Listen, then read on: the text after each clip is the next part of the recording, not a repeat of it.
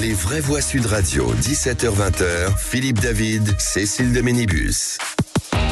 On vous souhaite la bienvenue, c'est lundi, merci de passer cette fin de journée avec nous, j'espère qu'elle a été bonne pour vous. Ça va Philippe David? Ça va très bien, je me suis cultivé ce week-end. J'ai appris un nouveau mot. C'est-à-dire oui, le mot ensoupage. Parce que on connaissait l'entartage avec BHL, maintenant avec la Joconde. C'était une tarte. C'était une tarte, là maintenant on a l'ensoupage de la Joconde, le mot a été créé, on l'a appris. Alors quand ça se passera à Strasbourg, si vous prenez une choucroute, ça va être un enchoucroutage. À Toulouse, un encasoulettage. Et à Nice, un empicelladiérage. C'est surtout une infinie bêtise. Les deux Péronnelles, elles sont toujours en attente de leur greffe de cerveau, a priori. Ça démarre bien. Ce numéro de téléphone, vous voulez réagir, bien entendu, à tout ce que même dit Philippe David, vous avez le droit, 0826. C'est toujours intéressant, surtout. On n'est jamais si bien servi par soi-même. Qu'il soit cultivé, Cécile, tout de même, c'est un événement. Non, mais c'est un événement, et qui nous apprenne des choses, c'est un événement aussi. Allez, vous allez pas m'en souper. Ce numéro de téléphone 0826 300 300 avec Aude qui est juste derrière ce téléphone et qui vous répondra bien sûr avec joie et bonne humeur et son sourire, sourire elle est très jolie et très intelligente, c'est ça qui est bien.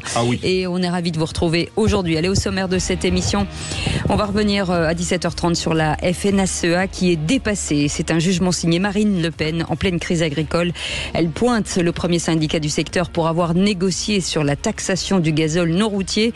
Une organisation également critiquée par les autres syndicats qui l'accusent d'avoir co-géré le modèle existant depuis des années. Alors parlons vrai, est-ce que le mouvement est en train de prendre une tournure incontrôlable? Y a-t-il un écart entre ce que dit la FNSEA et ses actions?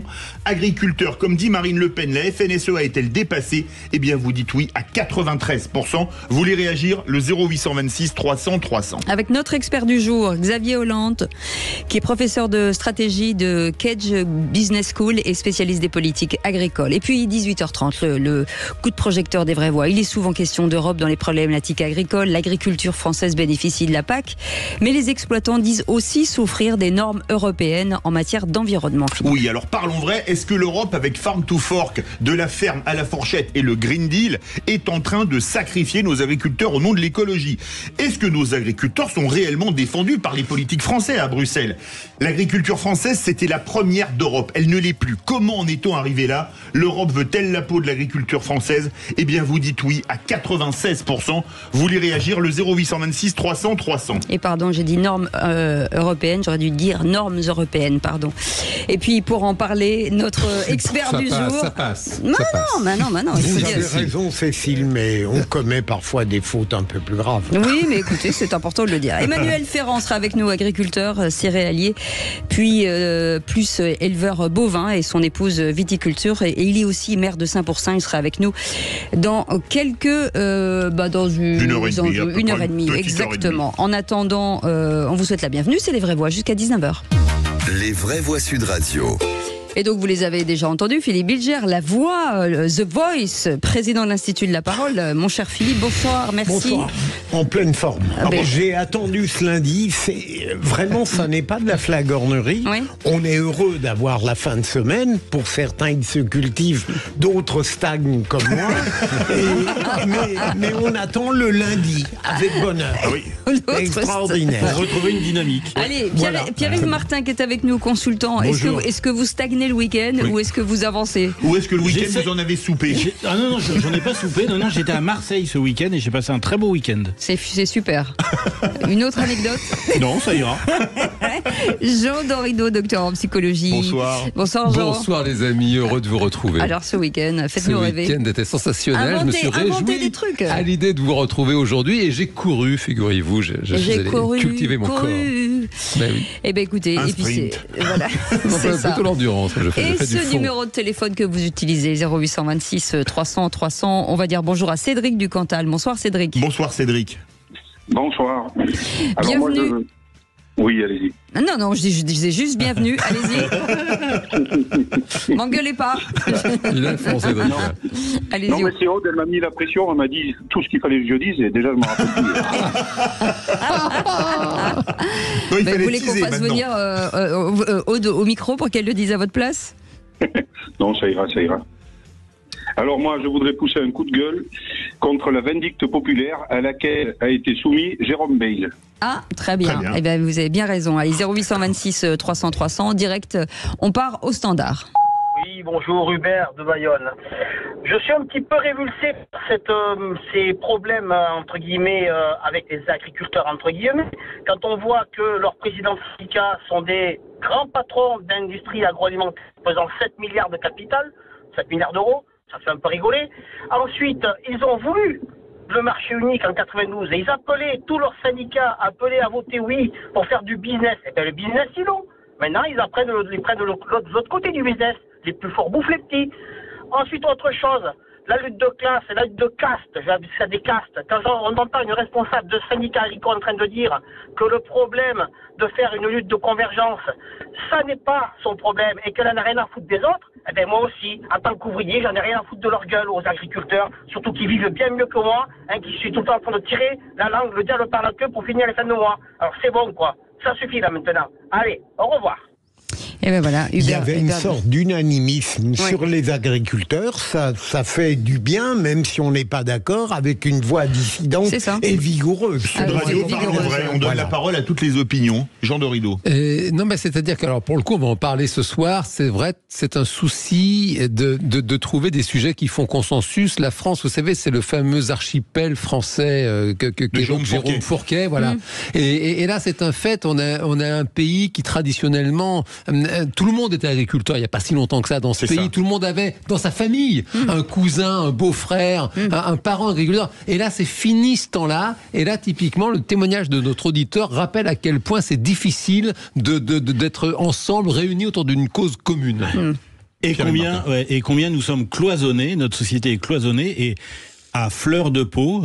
Voilà, la tonalité de cette personne était vraiment étonnante. Hein. On sentait une exaspération, une détresse, une vraie détresse. J'entends, mais et c'est vrai qu'on a peut-être tendance à donner un peu trop d'écho à ceux qui parlent peut-être un peu plus fort que les autres, c'est vrai. Au détriment de ceux qui au quotidien n'ont pas forcément une vie hyper facile. Oui, exactement. Allez, on retourne au 0826 300 300 avec Cédric du Cantal qui, vous Cédric, vous voulez défendre Jérôme Bail qui a subi quand même pas mal de déboires, en tout cas de violences verbales depuis qu'il s'est inscrit dans ce... Et sur les réseaux sociaux. Qu'il a initié ce dialogue, exactement. Merci de me trouver les mots, c'est gentil. Il trouve les mots, vous trouvez les idées. Vous voyez, il y a pire que vous, c'est vrai, Cédric. Vous êtes bien meilleur que moi. Non, oui, moi j'ai d'ailleurs publié une vidéo sur les réseaux sociaux. J'ai été exaspéré du traitement auquel a été soumis Jérôme. Et vous avez bien fait de le rappeler, c'est quand même lui qui a lancé le mouvement en France. Oui. Et je ne suis pas sûr que nos syndicats soient sortis du bois si lui n'avait pas fait ça. Donc moi, je lui dis merci. Il a fait son choix, il s'est retiré. Mais enfin, c'était pas à lui de porter sur ses épaules toute la détresse du monde agricole. Donc les syndicats et les autres ont pris le pouvoir. Mais enfin, merci Jérôme. Et c'est inadmissible ce qu'on lui a fait subir. Oui. Philippe Bilger. Alors, peut-être a-t-il commis des maladresses, par exemple, lorsqu'il a prétendu qu'on lui avait promis d'être ministre, mais c'est pas grave. Pour le reste, je rejoins absolument notre auditeur. Il pâtit de quelque chose qui est redoutable en France, en pleine contestation sociale. Il a accepté l'idée que les propositions du pouvoir pouvaient être valables.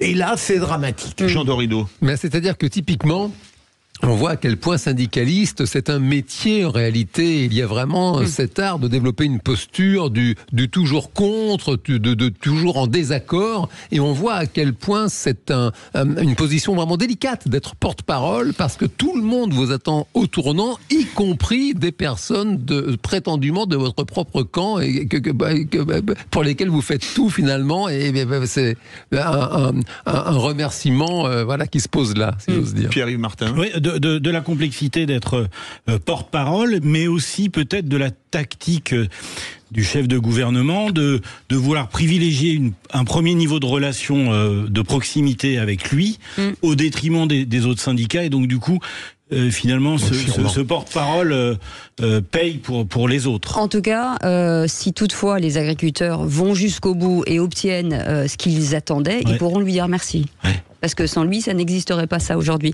Merci beaucoup Cédric pour ce coup de gueule à l'endroit justement de tous ceux, tous les détracteurs de Jérôme Bail. Vous restez avec nous, vous allez pouvoir jouer, continuer de commenter bien entendu cette émission et vous allez pouvoir jouer contre nos vraies voix dans le qui c'est qui l'a dit. Et ça va être un duel titanesque. Et je sais pas, je pense qu'on va vous aider à gagner. J'ai une idée. Celui qui perd sera ensoupé. Voilà. Qu'est-ce que vous en pensez? On va faire des frais de nettoyage. Ne tentez pas, David. En fait, je m'inscris en faux parce que je vais déjà aller m'acheter une cargaison de soupe. Ce garçon est dingue. Allez, dans quelques instants, les 3 mots dans l'actu avec Félix Mathieu et puis le réquisitoire du procureur. Arrive-t-il à Jean-Luc Mélenchon d'avoir raison? 0826 300 300. Bienvenue, c'est les vraies voix Sud Radio. On est ravis de vous retrouver jusqu'à 19h. Et je sens que cette semaine va commencer sur les chapeaux de roue avec Philippe Bilger, président de l'Institut de la Parole, Jean Dorido, docteur en psychologie, Pierre-Yves Martin, consultant, un joli trio formidable. Merci Philippe de le rappeler, David. Non, mais ils sont très bien tous les trois. On est pas mal. Et puis ma chère Cécile, pardon d'insister, le fait qu'on ait un animateur cultivé maintenant. J'ai appris le verbe en soupage, moi j'en suis parmi ce week-end. Ça change tout, quoi. Mais en fait, il nous aide à vivre. Il nous élève en fait, c'est ça qui est dingue. Merci. Vous pouvez Philippe continuer David. s'il vous plaît. La France vous remercie. Allez, dans un instant, les 3 mots dans l'actu avec Félix Mathieu. Bonsoir Félix. Bonsoir tout le monde. Eh bien, on est sur les chapeaux de roue aussi, puisqu'on a les mots tracteur, taxi et caravane, les blocages des agriculteurs, les opérations escargots des taxis, et puis les habitants de Cranchamant, Charente-Maritime, qui vivent en caravane ou mobilhome depuis un séisme au mois de juin. Merci Félix, c'est dans un instant. En attendant, le réquisitoire du procureur. Les vraies voix Sud Radio, le réquisitoire du procureur. Philippe Bilger. Et c'est contre Jean-Luc Mélenchon que vous voulez requérir, monsieur le procureur, puisque pour ce qui s'est passé le 7 octobre, il ne parle pas de pogrom. Oui, absolument. Il l'a dit sur un média concurrent hier. J'ai présenté mon coup du procureur sous forme interrogative pour donner l'impression que j'étais capable tout de même d'une forme de tolérance à l'égard de Jean-Luc Mélenchon. En réalité, je vais affirmer qu'il persiste dans une étrange attitude intellectuelle idéologique puisqu'il continue à dire que la barbarie du 7 octobre n'est pas un pogrom parce qu'en réalité, le Hamas voulait détruire des Israéliens et pas des Juifs. Je trouve que l'argument, il peut être recevable au sens où on peut le soutenir, mais je le trouve faux. Par ailleurs, puisque on rappelle par exemple l'enthousiasme de ce jeune homme qui téléphone à ses parents et qui dit « Fou de joie, j'ai tué des Juifs ». Alors la distinction est peut-être impossible à faire entre les Israéliens et les Juifs, mais pour ma part, sans connaître autant que vous la réalité là-bas, j'ai tendance à considérer que le Hamas non seulement n'a pas fait la distinction, mais qui voulait d'abord massacrer des Juifs. Jean Dorido. Alors comment dire, c'est un fait qu'il y a un fonds de commerce qui est entretenu par la France Insoumise à travers son mentor et son tribun Jean-Luc Mélenchon, c'est un fait de plus en plus nauséabond, c'est quand même une réalité, avec notamment la question d'un antisémitisme soupçonné, parfois supposé, qui pose vraiment de plus en plus la question, parce que c'est un sujet évidemment extrêmement grave. La France a payé le prix fort de la question et j'ai le sentiment que c'est un problème, les réactions de Jean-Luc Mélenchon. Il est d'ailleurs décrié dans son propre parti. On a vu des grandes voix, si j'ose dire, de son parti qui se désolidarisent de lui, et je me demande bien comment il va réussir à sortir de toutes ces erreurs qu'il commet à répétition. Pierre-Yves Martin. Peut-être pour faire écho, peut-être va-t-il progressivement disparaître du paysage politique. Ah ben, il n'y a plus de mandat électif déjà. Non, mais j'ai quand même l'impression. Moi, ça m'a surpris, ça m'a étonné quand Philippe, vous avez remis ce sujet au cœur de la table, parce que j'avais l'impression qu'on l'avait un petit peu écarté, cette dimension un peu polémique, et que du coup intellectuellement ça faisait aussi un petit peu de bien, et du coup j'ai l'impression, je me pose toujours la question, est-ce qu'il vaudrait mieux pas arrêter de parler de ce monsieur Mélenchon pour qu'il puisse finalement disparaître progressivement. Là, il chute dans les sondages régulièrement. Je sais pas, c'est une vraie question. Ce que je crains, c'est qu'il ne disparaisse pas. Il ne disparaîtra pas. Et j'en ai parlé parce que, comme le disait Jean, il en a parlé, ou Philippe, il en a reparlé hier. Tout à fait. Il y a une volonté obstinée. Je vais citer le média sur BFM TV. Voilà. Tout à fait. Allez, tout de suite, les 3 mots dans l'actu. Merci beaucoup, monsieur le procureur, avec Félix Mathieu. Les vraies voix Sud Radio. 3 mots dans l'actu dont les initiales sont TTC, comme toute taxe comprise, mais c'est tracteur, taxi et caravane. Le siège de Paris a commencé selon la formule employée par les organisations agricoles. Les tracteurs se rapprochent de la capitale et du frigo de la France, le marché de Rungis. Autre mobilisation, les taxis en opération escargot pour défendre leurs tarifs face à l'assurance maladie qui cherche à faire des économies sur le transport de patients. Et puis quand un séisme fait de gros dégâts dans une petite commune de Charente-Maritime, depuis 7 mois, les habitants vivent dans des caravanes et des mobilhomes à Cran-Chaban. Les vraies voix Sud Radio. Les tracteurs sont à quelques kilomètres de la capitale. 8 autoroutes désormais bloquées en Ile-de-France. La FNSEA et les jeunes agriculteurs en appellent au siège de Paris. Pendant ce temps, la présidente de la coordination rurale, Véronique Le Floch, en appelle. Elle a bloqué un point stratégique, le marché international de Rungis dans le Val-de-Marne. C'est un objectif. De toute manière, c'est le frigo de la France. Le frigo, il est rempli par les agriculteurs et jusqu'à présent, ce qui est mis dedans nous est pris de nos fermes sans qu'on puisse nous-mêmes imposer les prix. Tout le monde vit bien au-delà du départ de la ferme, donc à un moment ça suffit. On va pas se laisser faire, on tient à cette chaîne de valeur qui existe grâce aux agriculteurs. Véronique Le Floch, présidente de la coordination rurale avec Quentin Gérard pour Sud Radio. Pendant ce temps, Emmanuel Macron a convoqué une réunion de crise avec ses principaux ministres. Allez, et le deuxième mot est taxi. Eux aussi se mobilisent aujourd'hui. Oui, des opérations escargot dans toute la France. Mouvement reconductible pour faire pression sur l'assurance maladie. Les taxis se plaignent du tarif des transports de patients, des courses médicalisées remboursées par la sécurité sociale. Sauf que la révision des tarifs ne suit pas l'inflation, s'agace Laurent Dérault, représentant Nord-Aquitaine de la Fédération nationale des artisans du taxi. La régulation tarifaire, globalement, elle sera quasiment de moins de 1%, alors qu'on a une inflation de 6%. Donc finalement, on va se retrouver dans une situation où on fera des transports sanitaires qui seront en dessous du seuil de rentabilité, ce qui est carrément irréalisable pour nos entreprises. Et en plus, cette convention, au départ, devait être juste un avenant pour l'année qui arrivait, pour 2024. Et finalement, dans les textes, on se retrouve avec une convention qui peut être reconduite de façon tacite pour les 5 années à venir, en figeant les décisions prises par le directeur aujourd'hui. Laurent Dérault avec Patrick Roger dans le Grand Matin Sud Radio. Certains de ces artisans taxis se plaignent aussi d'une nouvelle loi de finances de la sécurité sociale qui pousse au covoiturage sanitaire. Autrement dit, ils sont incités à prendre plusieurs patients à la fois pour faire des économies à la Sécu. Les transports médicaux ont représenté 65 millions de trajets pour quasiment 5,5 milliards d'euros en 2022. Un mot sur les taxis, Jean Dorido ? Mais c'est-à-dire que tout se réduit comme peau de chagrin. Il n'y a plus d'argent, si vous voulez. Les Français, le problème, c'est que les Français payent quand même de plus en plus cher. Les charges, quand même, ne baissent pas aux dernières nouvelles. Les impôts non plus. Donc, on paye de l'URSSAF, on paye de la retraite. Je veux dire, on paye dans tous les sens et on n'en a plus pour notre argent. Voilà, c'est ça le problème. Donc là, c'est les taxis. On va parler tout à l'heure des agriculteurs. C'est quand même, on se demande, c'était à l'époque des Gilets jaunes, une dame m'avait dit, mais qu'est-ce que vous faites de tout cet argent ? C'est vrai qu'on se demande. Allez, le troisième mot, Philippe. Séisme. Le maire d'une petite commune de Charente-Maritime interpelle le Premier ministre. Cran-Chaban, un peu plus de 600 habitants, épicentre d'un séisme en juin dernier. Le message du maire est signé un petit maire qui vous demande de l'aide 7 mois après le tremblement de terre. L'élu en appelle à Gabriel Attal. Beaucoup d'habitants vivent toujours dans des mobilhomes et des caravanes. Laurent Renaud, le maire de cette commune, espère maintenant une aide rapide du gouvernement. Un appel au secours, surtout là, nous n'avançons pas, quoi. Je veux dire, il y a quand même encore des maisons qui sont très fragiles. Nos habitants qui n'ont plus de maison sont quand même au désarroi. On en oublie que c'est quand même des gens qui ont tout perdu en peu de temps, quoi. Je pense qu'ils se sont pas aperçus de l'état de gravité qu'il y a sur ce séisme, ça a pu provoquer sur nos 3 petites communes de Charente-Maritime. Il faut qu'on avance, quoi. Je veux dire, nos villages sont en train de se mourir. J'espère qu'on ne va pas disparaître. Leur avenir est très, très compliqué, voire sombre. Laurent Renaud, maire de Cran-Chaban en Charente-Maritime, avec Antoine Mazer pour Sud Radio. Merci beaucoup Félix, Mathieu, vous restez avec nous.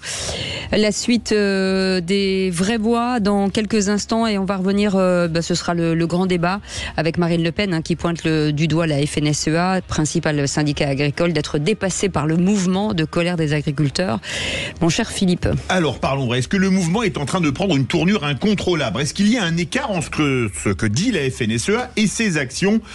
Agriculteurs, comme dit Marine Le Pen, la FNSEA est-elle dépassée ? Vous dites oui à 94%. Vous êtes agriculteurs, vous avez vu des barrages. Vous pensez à ce qui arrive à nos agriculteurs. Venez témoigner au 0826 300 300. Et Xavier Hollande est avec nous, un professeur de stratégie de Cage Business School et spécialiste des politiques agricoles. Merci d'être avec nous en direct. Petite question avant de partir en pause. Est-ce que la FNSEA finalement fait de la récupération sur ce mouvement qu'elle n'a pas initié ? Oui, bonsoir à tous. Je pense que la FNSEA finalement a presque intérêt à ce que le mouvement se durcisse un peu. Les premières revendications ont été globalement satisfaites, en tout cas les toutes premières annonces, ça va dans le bon sens. On est dans un contexte idéal pour la FNSEA, à un mois du salon de l'agriculture, pas très loin des européennes, donc effectivement, je pense que le mouvement va se durcir et contrairement à ce qu'on pense, la FNSEA n'a pas perdu la main, au contraire, elle est en train de démontrer qu'elle est encore capable d'avoir un véritable pouvoir de nuisance, notamment du point de vue des blocages qui sont en train de s'installer. Allez, on revient dans un instant. Merci beaucoup. N'hésitez pas à appeler au 0826 300 300 si vous voulez participer à ce débat. À tout de suite. Minibus. Retour des vraies voix avec Philippe Bilger, Jean Dorido et Pierre-Yves Martin. Les discussions continuaient. On était à fond, Philippe David, pardon. Vous êtes toujours à fond de toute façon. C'est l'heure du grand débat. Les vraies voix Sud Radio, le grand débat du jour. La FNSEA n'est pas le seul syndicat. Les syndicalistes, la FNSEA et les jeunes agriculteurs, je vous le dis, vous êtes des fous. C'est la FNSEA qui fait à peu près ce qu'elle veut en matière d'agriculture. C'est la FNSEA qui dicte le nom du ministre de l'Agriculture. La FNSEA est déjà dépassée. C'est vous qui signez les accords de libre-échange. C'est vous qui avez décidé de l'accord sur le GNR en novembre 2023. Si la FNSEA est aujourd'hui responsable d'une grande partie des problèmes, ce n'est pas elle qui va nous apporter les solutions. Et donc la FNSEA est dépassée, c'est ce qu'a dit en tout cas Marine Le Pen en pleine crise agricole. Elle pointe le premier syndicat du secteur pour avoir négocié sur la taxation du gazole non routier, une organisation également critiquée par les autres syndicats qui l'accusent d'avoir co-géré le modèle existant depuis des décennies. Alors parlons vrai, est-ce que le mouvement est en train de prendre une tournure incontrôlable ? Y a-t-il un écart entre ce que dit la FNSEA et ce qu'elle fait ? Agriculteurs, comme dit Marine Le Pen, la FNSEA est-elle dépassée ? Eh bien, vous dites oui à 94%. Aude attend vos appels au 0826 300 300. Xavier Hollande est avec nous, un professeur de stratégie de Cage Business School et spécialiste des politiques agricoles. Merci d'être en direct sur Sud Radio. Philippe Bilger, la FNSEA a un peu décrié par d'autres syndicats. Oui, je viens d'entendre l'avis rapide de notre professeur Hollande. J'ai failli vous faire bénéficier d'un nom illustre, vous voyez. Mais je vais rester dans mon domaine très rapidement. Il me semble tout de même que ce syndicat majoritaire pâtit de son caractère officiel et de son caractère précisément majoritaire qui le conduit, qui l'incite parfois à des attitudes de co-construction et de responsabilité face à l'émergence de structures plus partisanes, plus réactives, plus rapides et plus vindicatives. Alors je me demande si, d'ailleurs, ce syndicat l'a compris, puisqu'il s'est déclaré favorable à la continuation de la contestation, ce qui démontre peut-être qu'il avait compris qu'en réalité, un excès de modération aurait pu lui nuire. Il y a un ange qui passe. Non, allez-y. Vous pouvez répondre, allez-y. Oui, je pense que effectivement, Philippe Bilger a raison sur pas mal de points. Avec la FNSEA, on est dans une posture assez classique de pompier pyromane. Effectivement, quand on regarde un peu l'histoire de l'agriculture, et ça a été évoqué par Cécile de Ménibus, on est effectivement dans une cogestion. Ça veut dire qu'effectivement, comme on le dit souvent en coulisses, la FNSEA a tenu le stylo de beaucoup de ministres de l'agriculture. Et donc, la FNSEA a quand même plutôt été dans le sens d'un développement assez industriel de l'agriculture au détriment de certaines productions. au détriment de certains types d'exploitation. Et maintenant, on est dans une situation qui est assez compliquée dans pas mal de filières. Et effectivement, la FNSEA tente d'éteindre une partie de l'incendie qu'elle a elle-même directement ou indirectement contribué à créer. Pierre-Yves Martin. Ouais, je suis complètement d'accord. J'ai l'impression qu'il y a quand même une remise en cause de l'ordre existant. C'est ça la finalité. Et critiquer ce syndicat, c'est finalement prendre le risque de vouloir remettre en cause cette existence, cette dimension majoritaire, pour essayer d'arriver sur quelque chose de plus chaotique, de plus disruptif. Voilà. Xavier Hollande. Oui, non, mais je pense qu'effectivement, là, il faut bien comprendre que le contexte, on est à la conjonction de plusieurs choses. Comme je vous l'ai dit en préambule, on est à un mois du salon de l'agriculture, un nouveau gouvernement. Le ministre de l'Agriculture n'a pas changé, mais effectivement, il y a des questions de marge de manœuvre. On est aussi dans un contexte politique qui n'est pas neutre. Pourquoi ? Parce qu'en fait, les paysans, effectivement, comme vous l'avez vu, sont plutôt dans une posture réactionnaire, voire conservatrice. Et le Rassemblement national est clairement en train de lorgner vers eux en ayant justement cette posture assez réactionnaire et conservatrice sur pas mal de sujets. Et l'un des points de crispation, c'est la question de la transition écologique en agriculture. Et justement, le Rassemblement national a toujours eu un petit peu cette attitude très réservée par rapport à ces questions de transition écologique.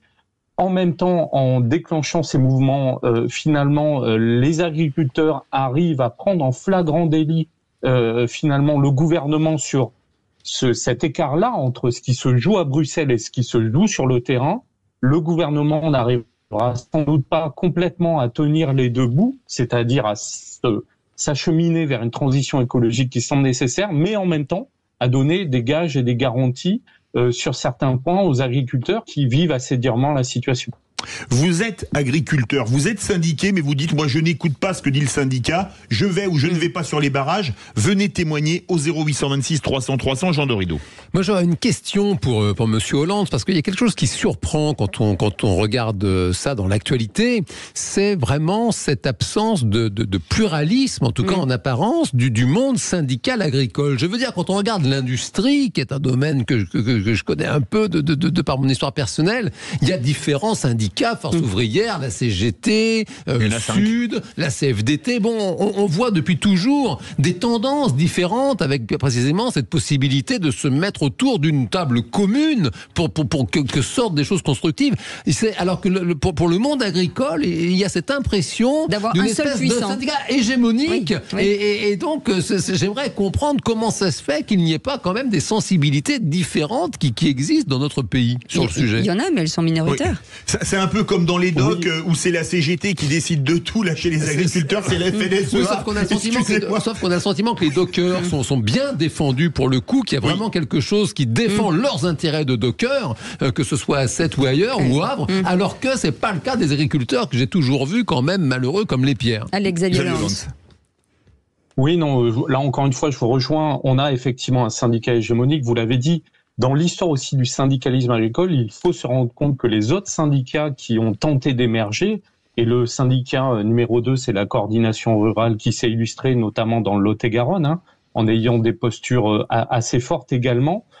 Ce sont des gens qui ont fait sécession du syndicat majoritaire, à savoir la FNSEA, et chacun dans une attitude un petit peu clientéliste essaie de cultiver en fait et de flatter les intérêts des paysans qu'ils représentent.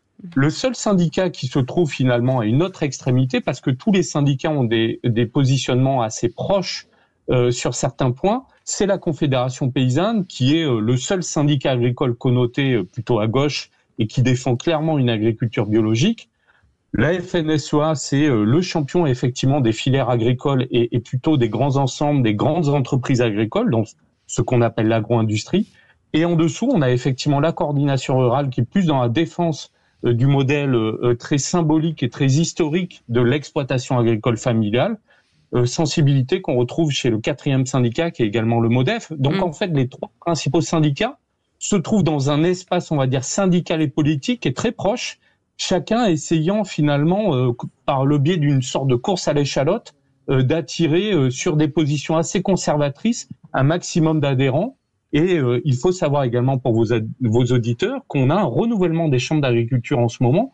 Donc il y a à l'intérieur même du syndicalisme agricole des moments de tension et chacun essaie finalement de démontrer qu'il est le plus combatif ou le plus représentatif. Est-ce qu'il n'y a pas un peu d'ambiguïté sur le type d'agriculture ou le modèle d'agriculture vers quoi tendre?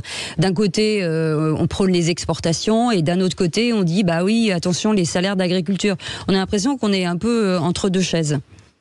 Oui, complètement. Et pour reprendre l'expression d'un de mes collègues et amis, François Purseg, qui est professeur à Toulouse, il n'y a pas une agriculture, il n'y a pas un seul monde agricole, il y a des agricultures en France. On a effectivement des secteurs pour lesquels on a des champions mondiaux. Par exemple, le numéro 1 mondial du lait, c'est Lactalis qui pèse 25 milliards d'euros de chiffre d'affaires. Mais on a également tout un tas de petits producteurs qui réalisent effectivement de la vente directe ou des micro-productions.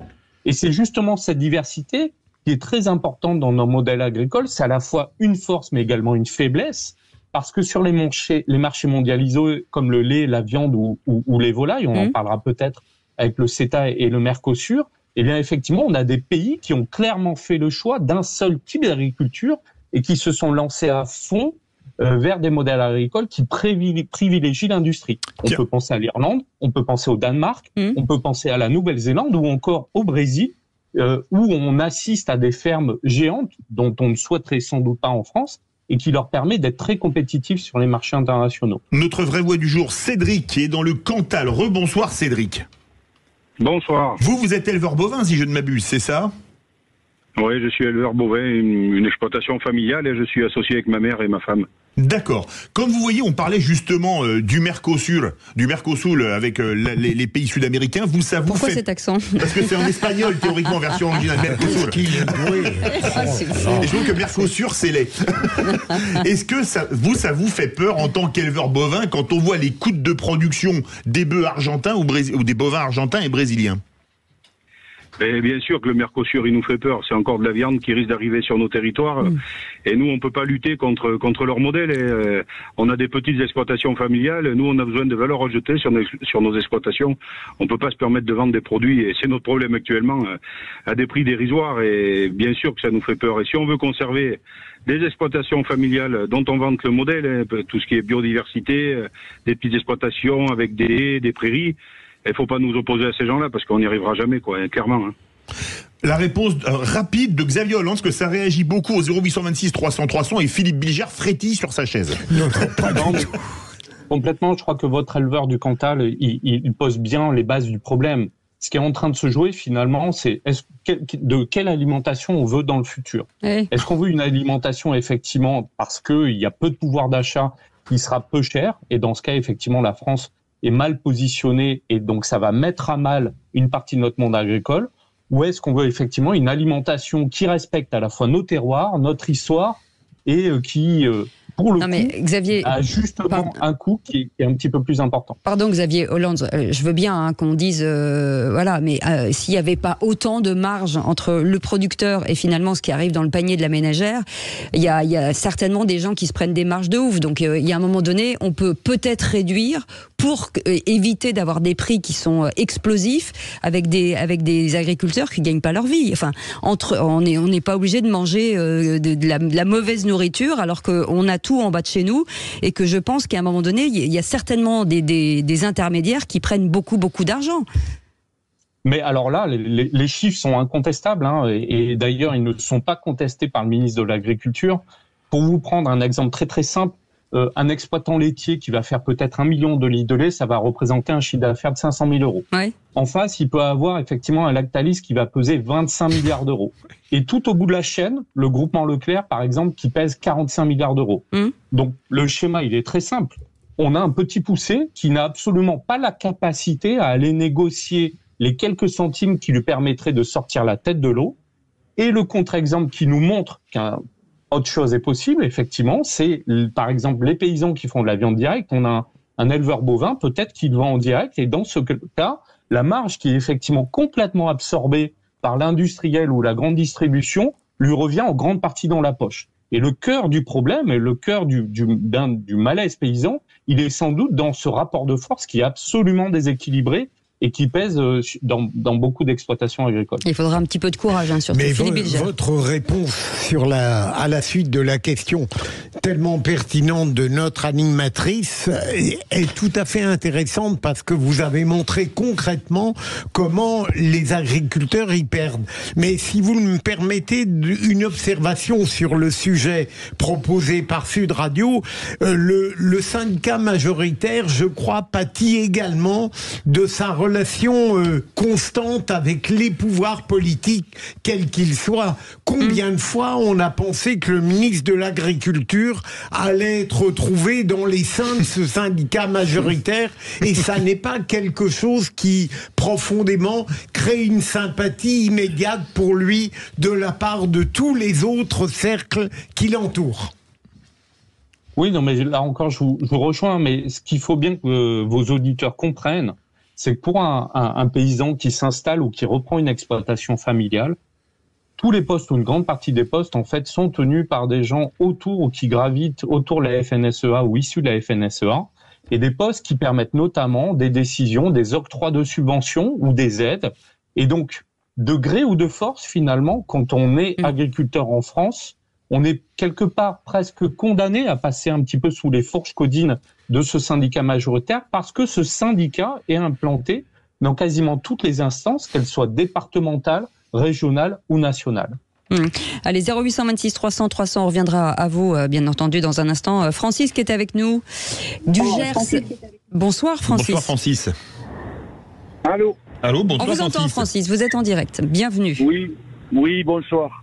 Alors deux choses, votre auditeur précédent ou votre intervenant précédent a dit ce que je souhaitais dire, donc le fait que les élus de la FNSEA sont dans toutes les instances, notamment la coopération dont on ne parle pas, qui affame ses adhérents, ils sont au Crédit Agricole, ils sont à la MSA, ils sont dans toutes les instances, sans parler de la Chambre d'agriculture qui est un parcours obligatoire pour l'installation. Et je voulais aussi souligner qu'on parle de 5 syndicats, mais on ne dissocie jamais la FNSEA des JA. Alors pendant 5 Jeunes ans, agriculteurs. Voilà, les JA et la FNSEA sont séparés, et bizarrement, le jour des élections professionnelles, ça ne fait plus qu'un. Donc évidemment, à ce titre-là, ils sont majoritaires, mais sur le terrain, ils ne sont pas majoritaires. Parce que si vous prenez les voix séparées des JA et de la FNSEA, ils sont minoritaires, et c'est la coordination rurale, qui est un syndicat uniquement d'agriculteurs. Eux, ils sont majoritaires. Voilà, surtout ce à quoi je voulais réagir, mais surtout la coopération dont on ne parle pas, et qui, elle, contribue à affamer le paysan de base. Donc ça veut dire que, Francis, ça veut dire que pour vous, il faudrait refondre finalement la FNSEA sous un autre modèle ? Alors, soit... Si JA et FNSEA sont 2 syndicats qui l'affirment clairement, mais pourquoi ils sont ensemble lors des élections professionnelles? Parce qu'ils savent très bien que s'ils ne se mettent pas ensemble, ils ne passent plus. Et c'est la coordination rurale qui passe. Bougez pas, et alors, Francis. le modèle coopératif, il faudrait qu'il soit géré par des agriculteurs. Aujourd'hui, ce n'est plus le cas. Vous avez des administrateurs de coopératives comme au Crédit Agricole, comme à la MSA, qui ne comprennent rien au règlement, qui n'apportent rien aux paysans, mais ils sont là parce que ça fait bien. Ça fait bien d'être administrateur, vous comprenez? Bougez pas, Francis. Bougez pas. Petite question de Jean Dorido. Oui, j'ai une question pour tenter de comprendre. Quand j'écoute là, nos auditeurs, nos invités sur la FNSEA, j'ai le sentiment qu'on parle d'une mafia. J'entends, ils sont partout, ils sont dans toutes les instances, ce sont eux qui décident. Et donc, j'aimerais comprendre, entre guillemets toujours, à qui profite le crime. Parce que j'entends que les agriculteurs ne sont pas protégés par cette organisation, pour ne pas dire autre chose. Et donc, à qui est-ce que ça profite finalement? Est-ce que c'est un système qui s'auto-alimente tout seul? Le mot de la fin à Xavier Hollande. Oui, pour réagir sur cette interrogation, je ne sais pas très bien à qui profite le crime. En revanche, ce que je sais, c'est que la FNSEA s'est engagée de longue date au départ dans la modernisation de l'agriculture et clairement dans l'agro-industrie. Ça veut dire qu'effectivement, c'est sans doute un handicap pour notamment des questions de transition écologique. Et puis, encore une fois, comme dans beaucoup de métiers ou d'industrie, on a un syndicat majoritaire. Du point de vue du patronat, c'est le MEDEF, alors qu'il y a d'autres organisations représentatives du patronat. Donc effectivement, il y a aussi une lutte intestine, je dirais, entre les différents syndicats. Et de ce point de vue-là, c'est aussi important de tenir compte de ce contexte interne pour bien décrypter ce qui est en train de se passer sur les ronds-points et autour de Paris. Merci beaucoup, Merci tout cas, beaucoup. Xavier Lantz, d'avoir été avec nous, un professeur de stratégie à Cage Business School et spécialiste des politiques agricoles. On va garder, bien entendu. Ah bah oui, on va garder notre auditeur Cédric, effectivement, du Cantal. Merci beaucoup, Francis Dugers, de nous avoir appelé. Je sais que ça sonnait encore au standard. C'est des questions qui vous intéressent, bien entendu. Dans un instant, le quiz de l'actu. Les vraies voix Sud Radio, 17h-20h, Philippe David, Cécile de Ménibus. J'adore les conversations hors antenne, toujours passionné. Je n'arrête pas de le dire, mais je vais le dire, je vais faire des enregistrements, non pas à votre insu, mais que tout le monde le sache, pour qu'on puisse à un moment donné rediffuser ce qui se dit parfois hors antenne, parce que c'est... Voilà. Philippe Bilger est avec nous. On aura le droit de choisir. Oui, mais bien sûr, vous aurez le droit de choisir, mais bien entendu. Voilà, c'est ça. Mais vous aurez le droit de choisir une fois que ce sera diffusé, c'est tout. Voilà, c'est pas grave. C'est fou. Oh, vous avez des demandes, c'est dingue, Philippe Bilger. Il faut censurer Philippe tout le temps. Philippe Bilger, oui, il faut le censurer. Philippe David, il faut le censurer. Jean Dorido est avec nous, docteur en psychologie, Pierre-Yves Martin, consultant, et vous au 0826 300 300. En attendant, on accueille Cédric du Cantal qui va jouer avec nous au Qui c'est qui l'a dit. Les vraies voix Sud Radio, le quiz de l'actu. Et mon cher Philippe, c'est vous qui avez écrit ce Qui c'est qui l'a dit. Ont-ils dit des bêtises? Oh oui, mais il n'y a pas une question du week-end, c'est que ce matin, je crois. D'accord. Donc ils se sont défoulés. Mon cher Cédric, vous répondez en premier à des questions qui aujourd'hui obtiennent des points. Donc c'est une question à un point. Qui c'est qui l'a dit? J'ai écouté Gabriel Attal. J'ai trouvé ça particulièrement malsain vendredi parce qu'il vient de dire l'exact inverse de ce qu'ils ont fait depuis 7 ans. Cédric. Mélenchon. Non. Bardella. Bonne réponse de Philippe Bilger. Jordan Bardella. Autre question à un point, les vraies voix. Qui c'est qui l'a dit? À bas les accords mondiaux de liberté du commerce. Mélenchon. Bonne réponse, c'était Cédric, mais l'auditeur répond le premier. Qui l'a dit? C'est Mélenchon. C'est Cédric, c'est Mélenchon. Il faut attendre au moins 2 secondes. Pour une fois que j'avais une réponse. C'était la seule de l'émission. Donc la seule manière de gagner pour vous, c'est la triche. C'est ça que vous voulez dire, Pierre. Okay. Non, mais c'est bien. Notez-le, Philippe. La triche. Je l'ai noté. Moins un point. Qui c'est qui l'a dit de 3 points sur les pesticides? Il y a quelque chose qui dysfonctionne dans chaque pays, où chaque pays se fait... Bon, je recommence. Il y a quelque chose qui dysfonctionne quand chaque pays se fait ses petites règles. On a besoin de règles européennes. À 3 points. Attal, peut-être? Non. Marc Fesneau. Bonne réponse. Marc Fesneau. Non, Jean Dorido a été le plus rapide. 3 points. Qu'est-ce qu'il a dit là? Marc Fesneau. Fesneau, ça marche pas. Donc moi je dis Fesneau. Et là ça marche. J'ai un point. On va dire qu'il est du Sud. Vous avez dit Marc Fesneau. Ça n'a rien à voir. Vous avez peut-être entendu. Les oreilles. Non mais on lui compte bon, il avait rien. Une question à 2 points. Question à 2 points. C'est sur la Joconde aspergée de. Je suis assermenté. De toute façon. C'est sur la Joconde aspergée de soupe. Qui c'est qui l'a dit? C'est de la désobéissance civile, c'est très symbolique et c'est pas très grave. Cette colère-là aussi est légitime. Cédric. J'ai mon idée. Sophie Binet. Non. Sandrine Rousseau. Non, c'est l'autre. L'autre, oui. Candelier. Bonne réponse, Marine Tondelier. 2 points pour Jean Dorido. Écoutez bien, Cédric, cette question, qui c'est qui l'a dit, de 3 points sur la colère des agriculteurs. Je voudrais que le Premier ministre réaffirme qu'on change de logiciel. Ce n'est pas un politique. Non. C'est un syndicaliste. Rousseau. Bonne réponse de Cédric. Arnaud Rousseau, le président de la FNSEA. Question à 2 points. Qui c'est qui l'a dit? Nous les écologistes, nous ne sommes pas là pour emmerder le monde, mais pour le sauver. Cédric. Jadot. Non. C'était ce matin sur Sud Radio. Qui est-ce qu'on avait Tondelier. Non. C'est pas loin, mais c'est pas elle. Députée européenne. Oui, bonne réponse, Marie Toussaint, Jean Dorido qui marque 2 points. Cédric, vous aviez dit qui? Mais j'ai pensé à la tête de liste, mais je me rappelle plus de son nom. C'est Marie Toussaint. C'était Marie Toussaint. Oui, 2 points pour Jean Dorido. Qui a gagné? Eh bien, c'est Jean Dorido, 7 points. 4 points pour Cédric. Merci les amis. Pour Philippe Bilger. Et pour Pierre-Yves Martin, on fait un avis de recherche. Mais là, j'avais le cerveau très lent. Cédric, on vous embrasse très très fort. Merci en tout cas d'avoir joué avec nous et merci d'avoir été notre vraie voix. À très bientôt, Cédric. Dorido et David a gagné. Merci, avec plaisir. Bisous. Et puis embrassez les Cantalois, comment on dit les Cantalais? Alors il y a les Cantaliens et les Cantalous, selon ce qu'on dit. Je dirais. Vous pouvez laisser parler là. Ah bon, pardon. Cédric. Les Cantalous. Les Cantalous, voilà. Et les Cantalouses. C'est ce que j'ai dit, oui. non? Oui. Madame de mauvaise foi. Allez, je vous embrasse. À tout de suite. Minibus. Et nous sommes ravis de retrouver Philippe Bilger, bien entendu, Jean Dorido, et puis Pierre-Yves Martin, et vous, au 0826 300 300. Dans un instant, avec Félix, vous nous emmenez où? Alors, est-ce que c'est joie ou colère? Bon, là, c'est plus de la colère. C'est un bras de fer, en tout cas celui des taxis. Ils faisaient des opérations escargots sur les rocades, les périphériques des grandes villes. Aujourd'hui, c'est leur bras de fer avec la sécurité sociale sur le tarif des transports de patients. Eh ben, vous avez la parole dans un instant.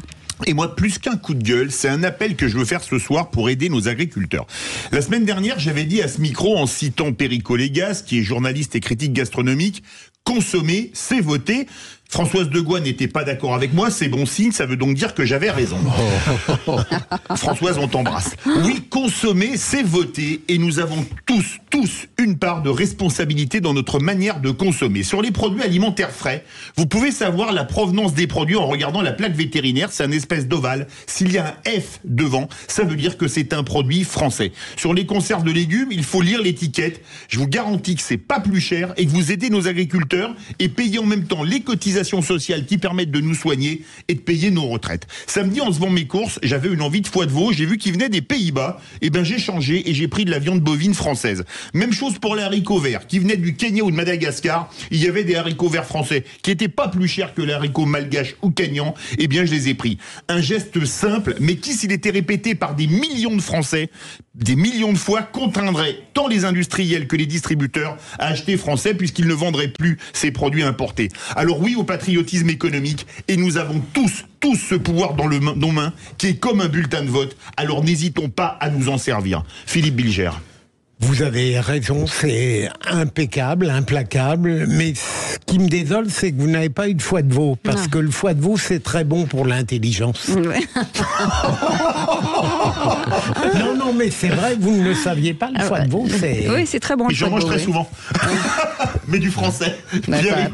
Non, je suis complètement d'accord. Il faut pointer les consommateurs, il faut leur dire... Il y a une vraie responsabilité. En tant que consommateur, on n'est pas bon, on n'est pas aligné avec nos propos, parce que on parle de bio, on n'achète pas que du bio, on parle de circuit court, on n'achète pas que du circuit court. Donc il y a une forme de responsabilité, et notamment dans le cadre de cette inflation qui existe depuis un an et demi. On a majoritairement cédé à la facilité qui est d'aller chercher du premier prix, alors qu'on tenait des discours pleins de conviction et d'énergie autour de la responsabilité de la richesse agricole française, etc., etc. Jean Dorido, certains disent le citoyen soutient l'agriculteur, mais pas le consommateur. Oui, parce que c'est-à-dire qu'en fait, je vais m'inscrire en faux vis-à-vis des propos de Philippe David, parce que responsabiliser le consommateur, d'abord, ça marche pas. Pour plein de raisons. La première, c'est une raison économique. Je ne vous rejoins pas, Philippe. Je fais les courses de tout le temps. Et en fait, sur les fruits et légumes, pour le coup, c'est toujours ce qui vient d'Espagne le moins cher. Toujours. Donc, c'est des produits interdits en France. Mais ça, c'est un problème. Et donc, si vous voulez demander aux consommateurs, et c'est un fait, je veux dire, c'est pas une vue de l'esprit. Je veux dire, l'inflation, c'est une réalité. Le panier de pas moyen, le panier de soie qu'on fait les courses à la maison, le prix, il augmente, les salaires ne bouge pas, le prix des consultations de ceci, de cela ne bouge pas. Et donc, si vous voulez, c'est un peu, je le dis avec toute la tendresse que j'ai pour vous, vous le savez, c'est un peu bidon de dire ouais, il faut responsabiliser le consommateur. Non, c'est pas vrai. Ce sont aux industriels de l'agroalimentaire, justement, de faire le nécessaire. Ce sont à nos politiques, à nos fonctionnaires, ceux qui permettent justement qu'on ait de l'approvisionnement dans les grands magasins, de faire le job pour qu'on puisse consommer sans sortir la calculatrice et avoir une espèce de pression supplémentaire en charge mentale. Vous êtes un peu de mauvaise foi. Il n'y a pas que des gens qui gagnent pas d'argent qui n'achètent pas français. Arrêtez. Écoutez, j'en sais rien. Moi, je vous parle très modestement de mon cas personnel. Eh bien, il y a un vrai écart de prix conséquent. N'opposez pas les deux. C'est pas possible. Responsabiliser le consommateur, c'est quelque chose qui est complètement bidon parce que ça culpabilise la personne qui n'a pas beaucoup de sous et ça n'apporte pas de solution. C'est ça la réalité que je tiens à souligner. On n'a plus le temps. On n'a plus le temps. On n'aura pas le temps, alors. Je ne fais pas les courses. Voilà, c'est ça. Vous avez la parole avec Félix. Vous nous emmenez où? Eh bien, on va parler de courses, mais les courses en taxi, puisqu'une colère peut en cacher un autre. Un tracteur peut cacher un taxi, par exemple, direction Toulouse, ou un peu comme partout en France aujourd'hui, les chauffeurs de taxi manifestaient. Et oui, eux aussi, des opérations escargots, mais eux, c'est à cause d'un bras de fer avec l'assurance maladie au sujet des tarifs du transport de patients. Bonsoir, Élise Dufresne. Bonsoir. Merci d'être avec nous dans Les Vraies Voix sur Sud Radio. Vous êtes la présidente départementale de la FNAT en Haute-Garonne. La FNAT, la Fédération nationale des artisans du taxi. Alors, qu'on comprenne bien, quand vous prenez en charge, par exemple, une personne malade pour l'amener à l'hôpital, eh bien, c'est pas forcément le même système tarifaire que pour une course classique. C'est ça, c'est exactement ça. On a déjà, on a l'obligation de faire une remise à la caisse d'assurance maladie. Donc forcément, voilà, on a un transport qui est moins bien payé qu'un taxi normal. Et alors, dans votre actualité, c'est quoi que vous lui reprochez justement à l'assurance maladie au sujet de ces tarifs, de cette remise ?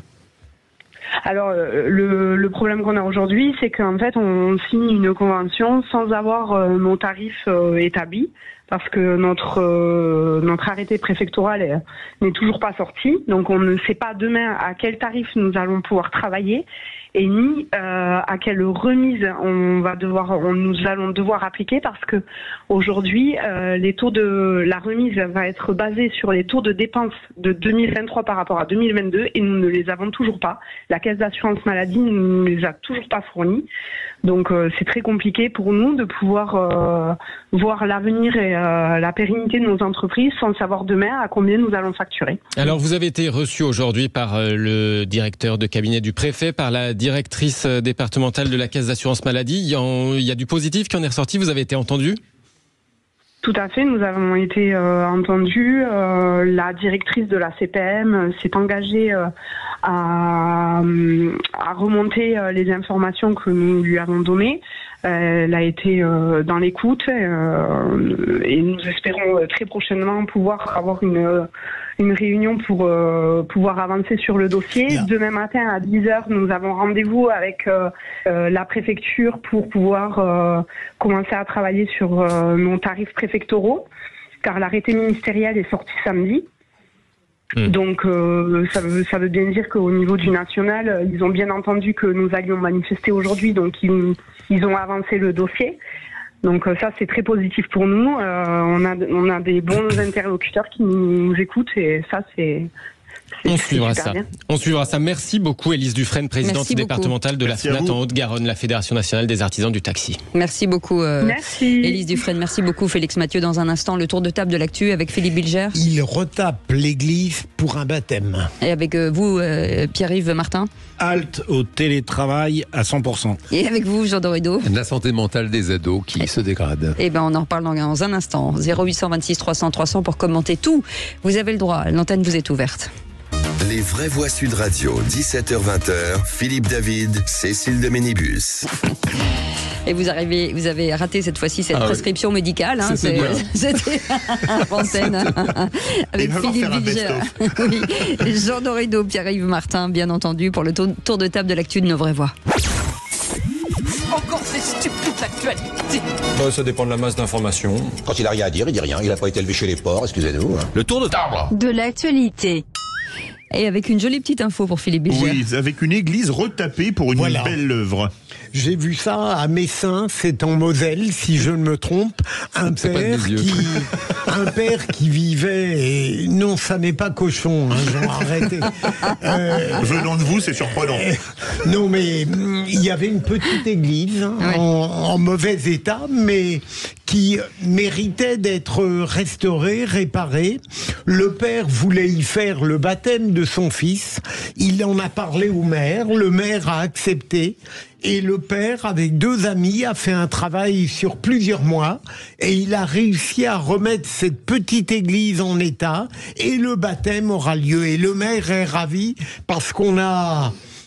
alors que les églises disparaissent et que celle-là n'était plus fréquentée parce qu'elle n'était plus propice au culte, elle est repartie et j'ai trouvé que c'était pour moi une bonne nouvelle. À la fois l'église, le baptême, pour continuer dans le registre réactionnaire qui est le mien.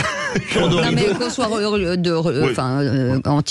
sur la religion ou pas, en tout cas, c'est un édifice, donc c'est toujours bien. J'ai entendu ici ou là quelques réflexions qui heurtaient mon tempérament conservateur. Ils sont en me regardant. Ouh là là là là. Ce qui est surprenant, c'est ce qui est très positif, mais ce qui est surprenant dans ton histoire, c'est que finalement, ils aient pu le faire parce qu'on aurait pu imaginer toute une série de normes, le maire contraintes réglementaires, etc., qui seraient abattues sur le sujet. Non, vous avez raison, Pierre-Yves. Le maire a dit oui, ça s'est fait. Il arrive que la France soit efficace. Super. Jean Dorido. Très heureux d'apprendre que l'église de Messin se dresse fièrement à travers son clocher dans cette petite bourgade française. Ouais. Ça fait plaisir. Ouais, tout ça pour ça, en fait.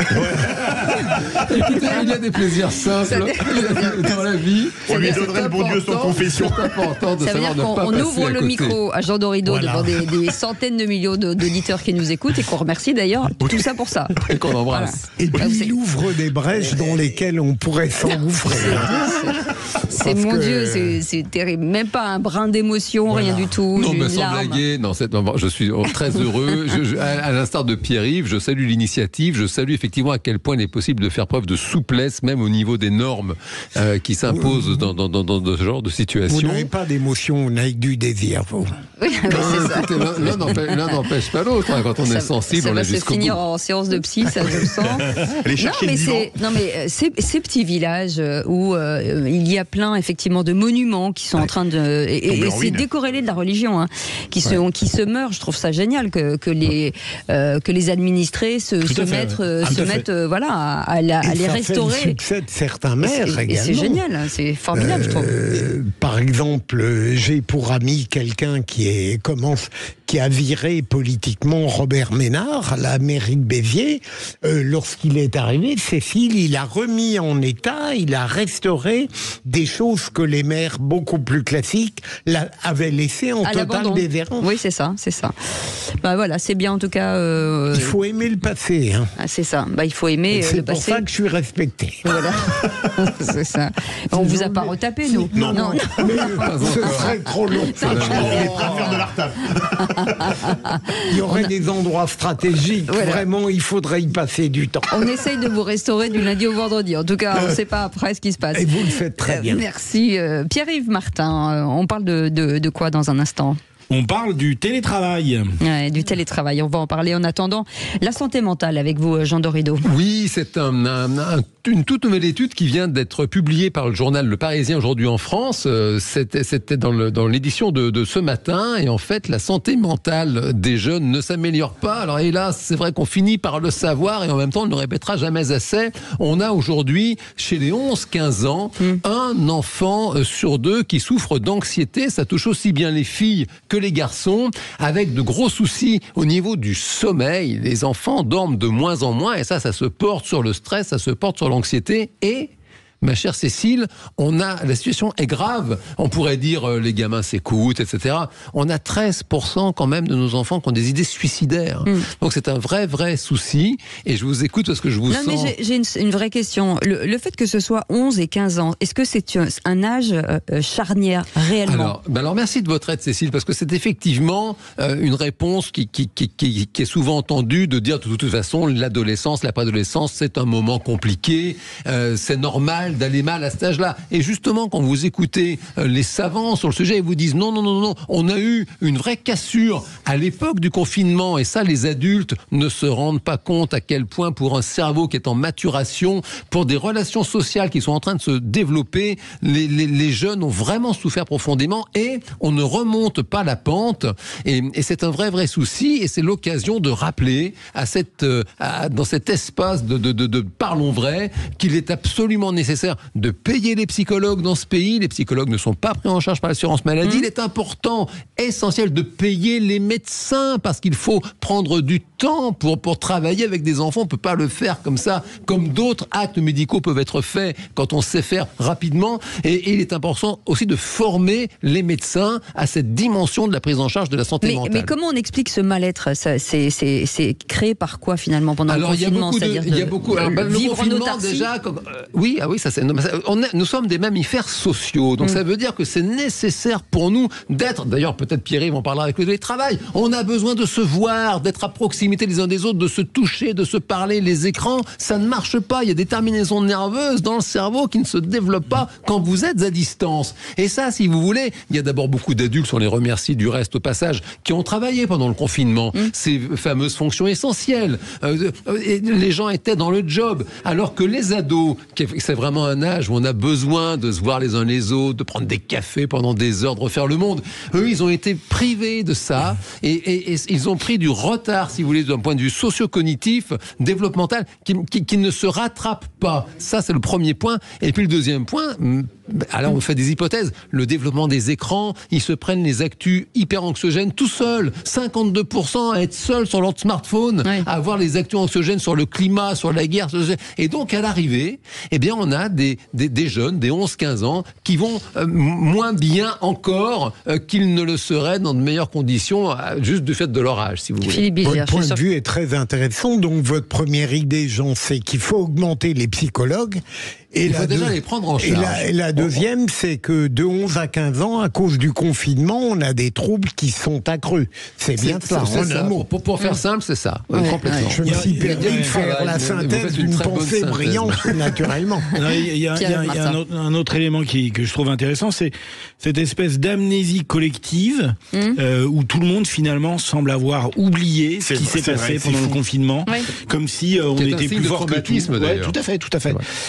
Et donc du coup, c'est pas seulement pour les 11-15 ans, mais il y a un vrai sujet de pourquoi on a voulu mettre ça à l'oubli, en mode il s'est rien passé, et pourquoi on est persuadé, ou on se persuade que finalement c'est du passé, que c'est oublié, que tout va bien, et que oui, certainement tout va peut-être un peu bien, mais il y a des restes, il y a des marques, il y a des manques qui ont été vécus et qui sont pas traités. Ça veut dire qu'il faut il faut en parler, c'est ça que vous voulez dire. C'est important d'en parler. Puis pardon, Philippe Bilger l'a rappelé, c'est important de mettre de l'argent. On en a parlé à l'instant sur les taxis. On est quand même très solidaire en France. On sait quand même que ça nous coûte très cher, la solidarité collective. Cet argent ne va pas dans la santé, et notamment dans la santé mentale. Il a raison, Pierre-Yves Martin. Même les adultes en ont souffert. Quand on regarde les rechutes sur les addictions, sur l'alcool, sur le tabac, sur le cannabis, sur tous les produits stupéfiants divers et variés, on a un vrai souci. Et donc, chez les jeunes, c'est par définition, ils sont beaucoup plus fragiles, si vous voulez. Donc, c'est d'eux qu'il faut prendre soin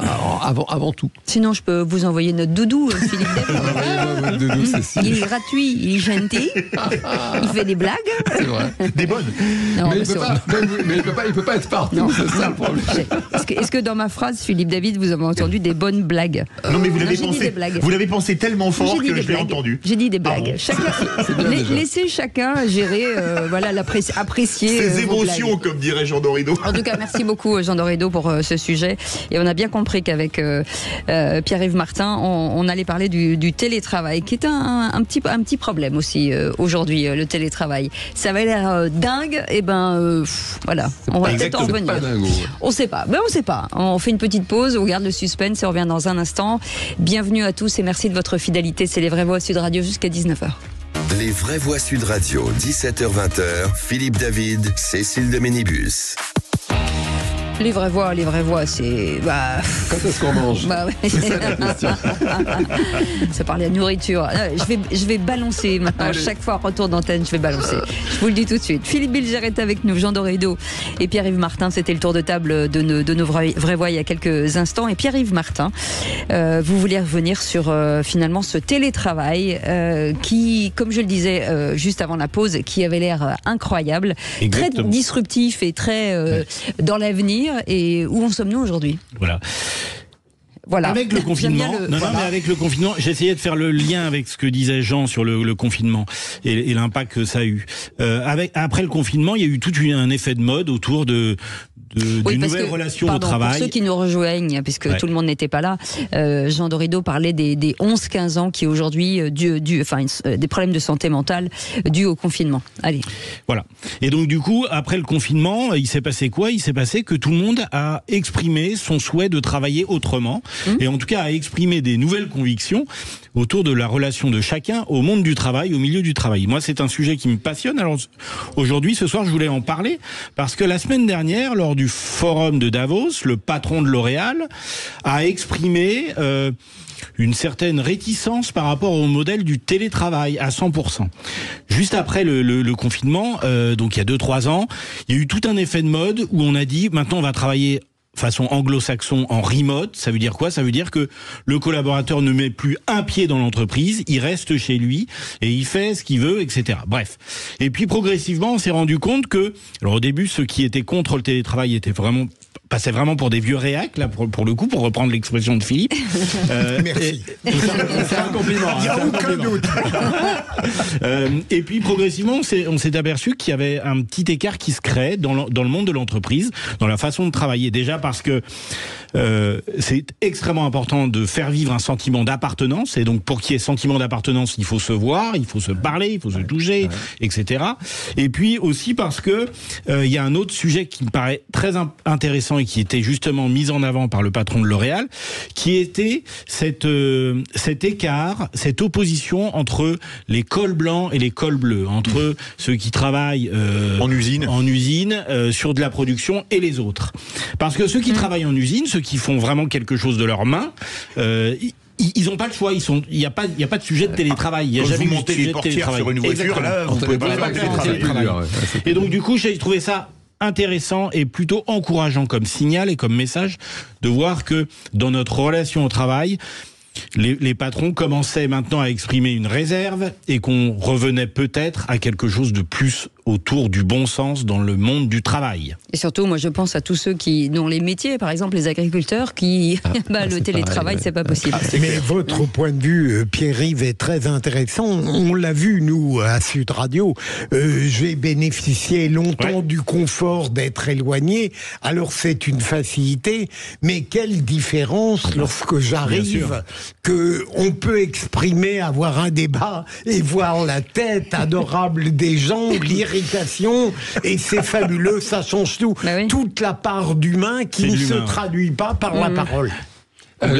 Non, je rebondis effectivement. Enfin, l'exemple de Philippe Bilger est excellent. C'est un fait. Typiquement, voilà ce qu'on vit ici. C'est vrai qu'on a vécu de faire de la radio à distance. Pendant le confinement, on était chacun chez soi. C'était nécessaire.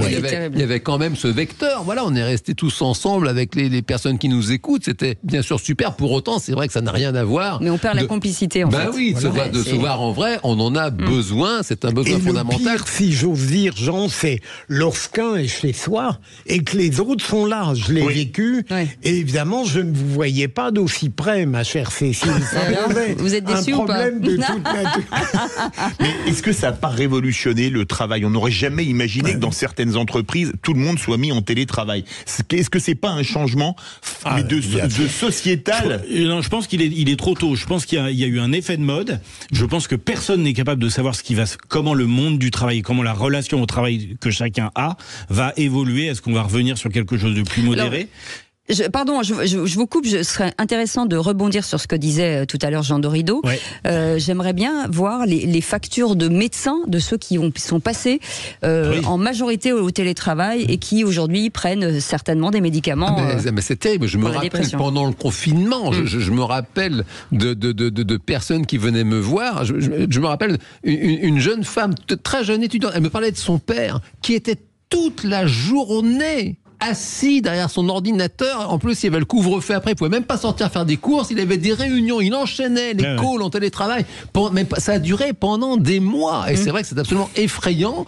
Peut-être si on essaye de positiver un peu, il y a sûrement un système de balancier qui est en train de se mettre en place. Il fut un temps où certains patrons étaient farouchement contre le télétravail. Et c'était du coup une espèce de rigidité qui devenait pénalisante pour les collaborateurs quand même des boîtes où parfois c'est quand même génial de faire un peu de télétravail. Et c'est vrai que je rejoins Pierre-Yves, le tout télétravail, c'est une espèce de mythe effrayant et sordide, et peut-être que petit à petit, le monde du travail va mûrir et trouver le bon équilibre pour quelque chose qui soit juste un plus et jamais un moins, quoi. Moi, je détesterais travailler chez moi, c'est possible. Et effectivement, ces séries de réunions Teams là où vous enchaînez parce qu'en fait c'est horrible parce que en fait vous regardez l'agenda des autres, vous allez mettre des réunions dès qu'il y a un petit trou de libre, toc toc toc, et du coup vous tapez des journées de 8h à 18h, 20h, 19h. Vous faites que ça et vous sortez à la fin de la journée, vous avez l'impression d'être un robot, c'est horrible. C'est horrible. Nous, on serait en télétravail, vous me manqueriez. Je suis pas sûr que ce soit réciproque, mais vous me manqueriez, Cécile. Ah, je crois qu'on m'appelle. Je crois qu'il est temps de. Faut y aller là. Je comprends pas tout ce que vous dites, Philippe David. Allez, vous restez avec nous dans un instant. Le coup de projecteur des vraies voix pour reprendre une activité normale. Il est bien sûr souvent question d'Europe dans les problématiques de nos agriculteurs, l'agriculture française qui bénéficie de la PAC, mais les exploitants disent aussi souffrir des normes européennes en matière d'environnement. On va en parler dans un instant avec cette question du jour, mon cher Philippe. Oui, alors parlons vrai. Est-ce que l'Europe, avec Farm to Fork et le Green Deal, est en train de sacrifier les agriculteurs, nos agriculteurs, au nom de l'écologie? Est-ce que nos agriculteurs sont réellement défendus par nos politiques à Bruxelles? Est-ce que l'agriculture française, qui était la plus puissante d'Europe il n'y a pas longtemps, comment expliquer qu'elle soit dans cet état aujourd'hui? L'Europe veut-elle la peau de l'agriculture française? Ça vote énormément et vous dites oui à 97%. Vous voulez réagir, le 0826 300 300. Et on va en parler dans quelques instants avec notre invité. Emmanuel Ferrand est avec nous, agriculteur, maire de Saint-Pourçain sur Sioule et conseiller régional. Il gère aussi les fonds européens agricoles de développement durable. Bonsoir, merci d'être avec nous aujourd'hui en direct sur des radios. Est-ce que pour les agriculteurs, les plus grosses contraintes viennent finalement de la France ou de l'Union européenne? Très clairement de la France. On en parle dans un instant. Vous bougez pas. 0826 300 300. À tout de suite. Bienvenue dans les vraies voix et bienvenue à Lyon et aux alentours de Lyon, puisque vous nous écoutez depuis quelques minutes sur le 105.8. Donc on embrasse tous les Lyonnais. Oh, tiens, on va se prendre un Lyonnais tout à l'heure, mais bien sûr, on va leur dire bonjour, on va leur faire des bisous. Alors si vous nous entendez, vous êtes à Lyon, vous nous appelez 0826 300 300. Aude vous attend au standard, on vous fera bien entendu un petit coucou. En attendant, avec Philippe Bilger, Pierre-Yves Martin et Jean Dorido, c'est le coup de projecteur de nos vraies voix.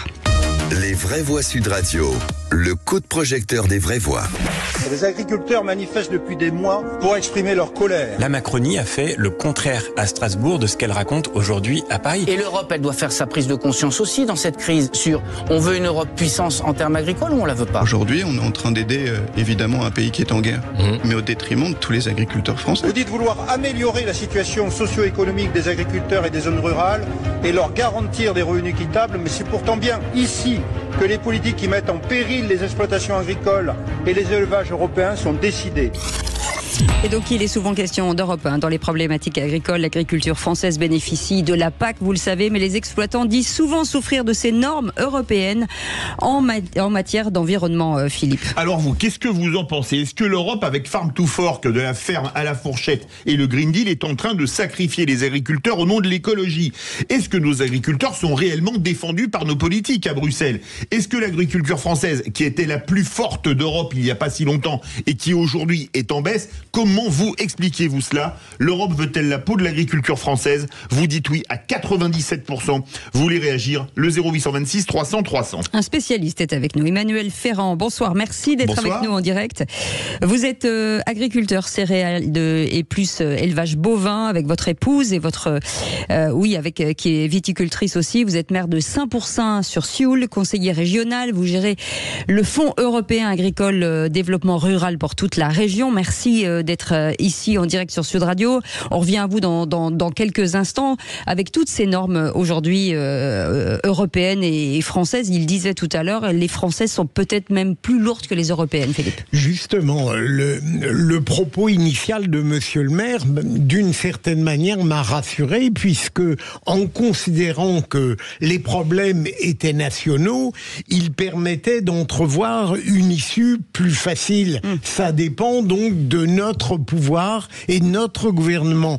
Et pourtant, je n'ai pas sa science de tout cela, j'avais parfois l'impression, monsieur le maire, que il y avait une sorte de division intellectuelle, que l'écologie était traitée de manière abstraite sur le plan de l'idéal par l'Union européenne et que la France était confrontée très directement à la sauvegarde de ses intérêts nationaux. J'ai eu l'impression, pardon de faire référence à mon ancien métier, la même chose sur le plan judiciaire.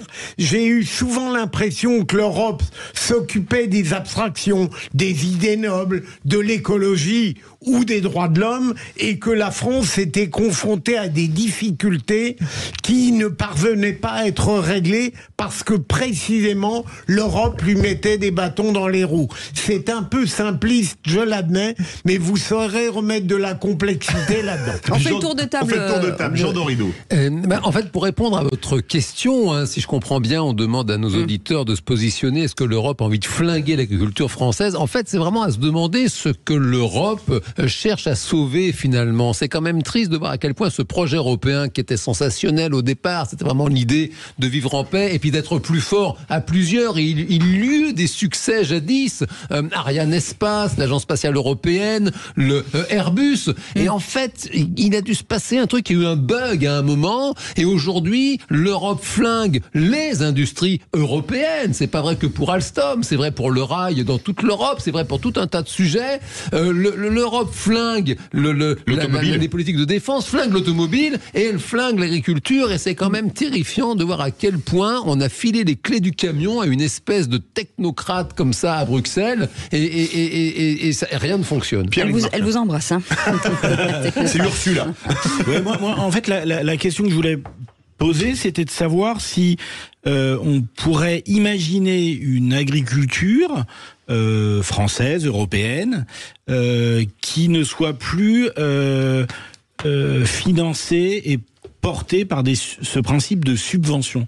J'ai l'impression que ce principe de subvention est un élément finalement au deuxième degré qui a des impacts très désastreux sur les modèles, et que s'il n'y a pas de modèle économique dans l'agriculture, il ne pourra pas y avoir de pérennité. Je voulais savoir ce que vous en pensiez. Emmanuel Ferrand, là vous répondez à 3 vraies voix d'un coup, donc remettez le clocher au milieu du village, ça tombe bien vu l'image qu'il y a derrière vous.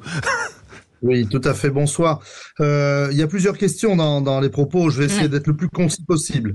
La première des choses, effectivement, la politique européenne depuis quelque temps, et notamment depuis le Green Deal, implique très sérieusement une diminution de production, et pas simplement dans le domaine agricole, puisque c'était à l'économie globale européenne. Celle dans la manière agricole, c'est le Farm to Fork qui oblige à une diminution d'un certain nombre de moyens de production qui se découlent suivant différents axes. Ça, c'est la première chose. Ensuite, il y a les surtranspositions françaises. Et c'est vraiment là qu'est le problème.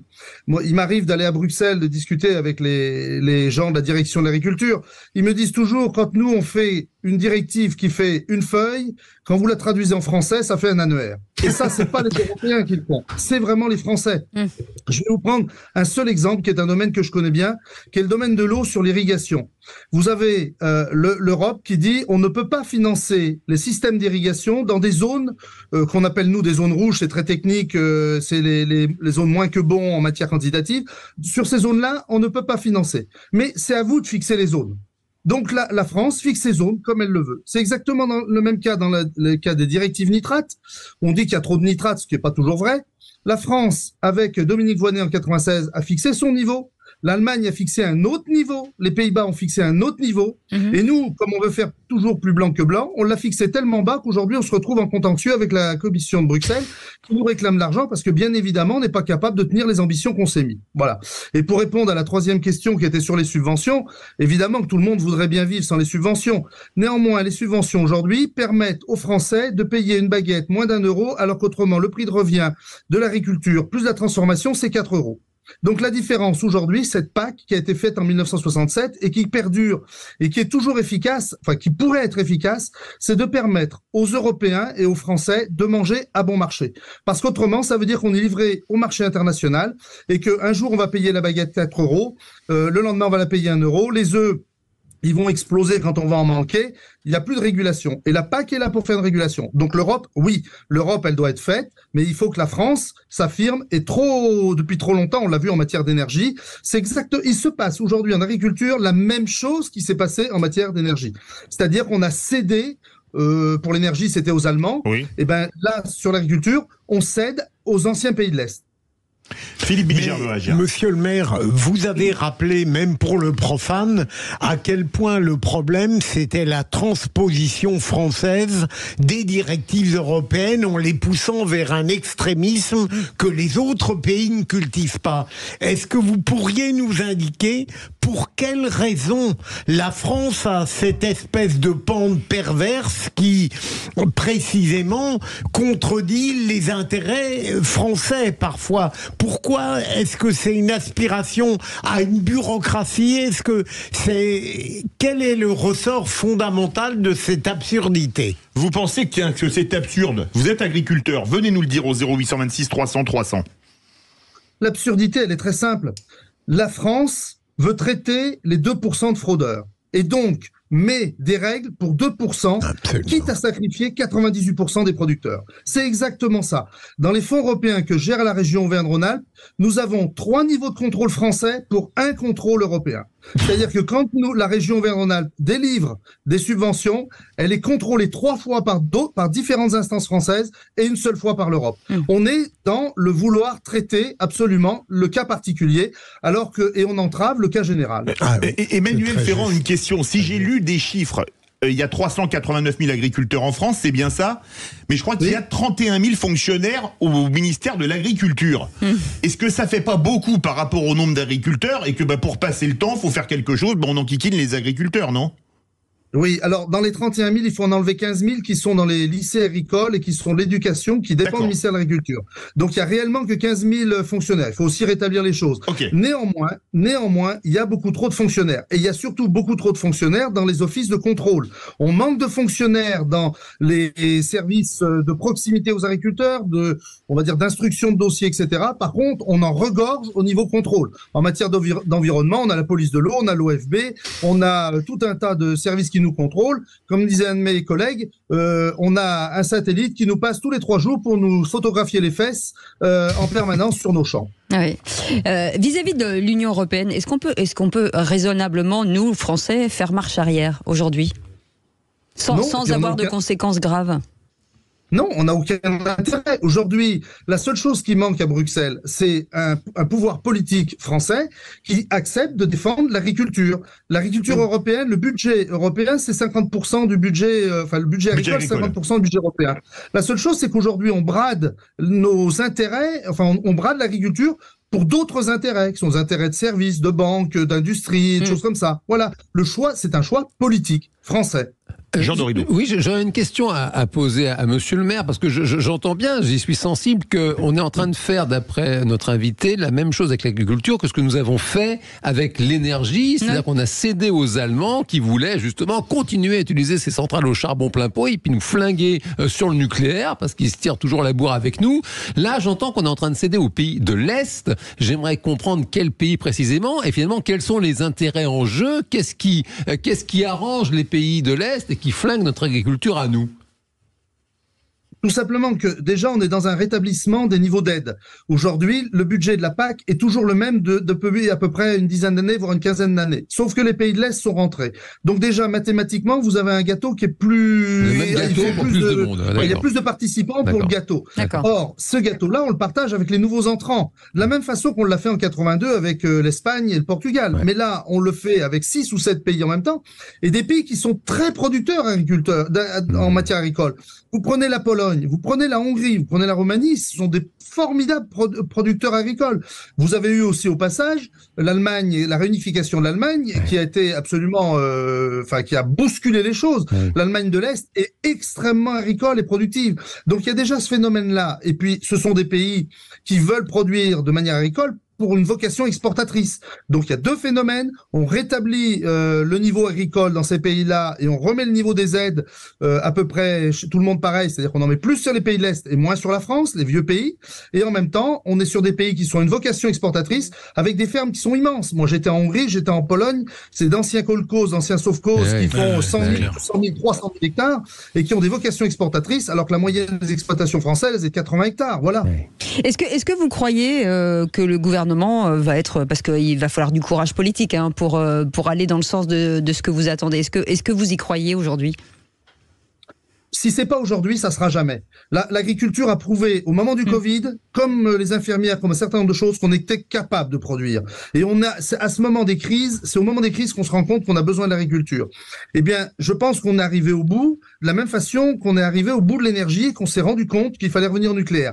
Si c'est pas maintenant, c'est la politique de la tête dans le mur, c'est-à-dire qu'on va se fracasser contre le mur et ça sera absolument catastrophique. Donc, moi, je pense que c'est maintenant qu'il faut réagir. Gabriel Attal a l'air d'être assez volontariste. Je suis pas quelqu'un qui est franchement de son parti, mais il a l'air assez volontariste. On l'attend au pied du mur. Par contre, s'il déçoit les agriculteurs, ça sera la catastrophe pour la suite. Pierre et Martin. Pour continuer sur ce sujet-là, est-ce que vous considérez que la classe politique française a compris, a intégré les enjeux de l'agriculture, ou est-ce que y a une méconnaissance, notamment par le fait que quand vous regardez les ministres de l'agriculture, je crois qu'il y en a qu'un sous la 5e qui a été vraiment agriculteur, donc il peut y avoir une méconnaissance, une incompréhension par rapport à ce qu'est la vraie réalité de l'agriculture ? Non. Tous les partis savent pertinemment l'agriculture. On fait face simplement à une chose, ce sont les partis écologistes qui sont les variables d'ajustement dans les différents gouvernements de gauche et qui viennent négocier au moment de leur entrée dans les gouvernements simplement un certain nombre de choses. Ils ont négocié le nucléaire à un moment, ils ont négocié les OGM à un certain moment. Je suis moi à côté de Montluçon où Dominique Voynet, quand elle est rentrée en 96, elle a négocié l'abandon du barrage de Chambonchard qui fait qu'aujourd'hui il n'y a plus d'eau à Montluçon. On est simplement dans des partis qui sont minoritaires mais faiseurs de roi et qui négocient pour les partis majoritaires tout simplement des volontés et là aujourd'hui on est dans une volonté décroissante dictée par les partis écologistes. Emmanuel Ferrand, vous avez tweeté les chiffres de France Stratégie à horizon 2050. Surface de fourrage, maïs et prairies temporaires, moins 41%. Surface maïs, grains et semences, moins 36%. Surface culture industrielle, betteraves et pommes de terre, moins 20%. Surface de vigne, moins 20%. Surface prairie permanente, moins 9%. On veut maintenant devenir un pays qui importe de la nourriture, qui soit importateur net ? Ça peut être un choix politique, mais qu'on le dise très clairement. On se dit, aujourd'hui, on ne produit plus d'agriculture, on fait des services, on vend des banques, on vend des parcs de loisirs, on vend des assurances, on peut vendre plein de choses, et on dit on achète de l'agriculture. Ça peut être un choix politique, mais ça serait vraiment un gâchis de brader des surfaces immenses vouées à l'agriculture. Et qu'est-ce qu'on fait de ces surfaces ? Qu'est-ce qu'on fait des surfaces demain, des montagnes, où on peut ne mettre que des vaches pour paître ces prairies-là ? Ça veut dire que si on ne le fait pas, c'est la forêt qui avance et demain, ce sont les incendies. Ça veut dire qu'on va laisser complètement des zones à la désertification. Venez par chez moi dans l'Allier ou dans la Creuse et vous verrez que la désertification avance déjà. Ça veut dire que si l'agriculture est pas là pour produire et entretenir les paysages et entretenir la nature, demain, on a des pans entiers qui seront complètement désertifiés. Ça sera pas la Beauce, bien évidemment. Ça sera les Alpes, ça sera le Massif central, ça sera le Grand Ouest. Ce seront les zones qui, en plus, subiront les aléas climatiques. Merci mille fois, monsieur le maire Emmanuel Ferrand, agriculteur et maire de Saint-Pourçain-sur-Sioule, conseiller régional et qui gère aussi le Fonds européen agricole du développement durable dans sa région. Merci, vous étiez passionnant et très très clair. Juste avant de vous quitter, on voulait dire un petit coucou à un Lyonnais, forcément, avec cette nouvelle fréquence qui vient d'arriver au 105.8 avec Olivier. Bonsoir Olivier. Bonsoir Olivier. Bonsoir Sud Radio, bonsoir Cécile, bonsoir à vos invités. Alors Olivier, est-ce que vous nous entendez bien ? Non, je plaisante. J'ai l'impression que c'est l'ORTF. Alors merci pour le cadeau déjà de Noël avant voilà, même si c'est un peu trop tard.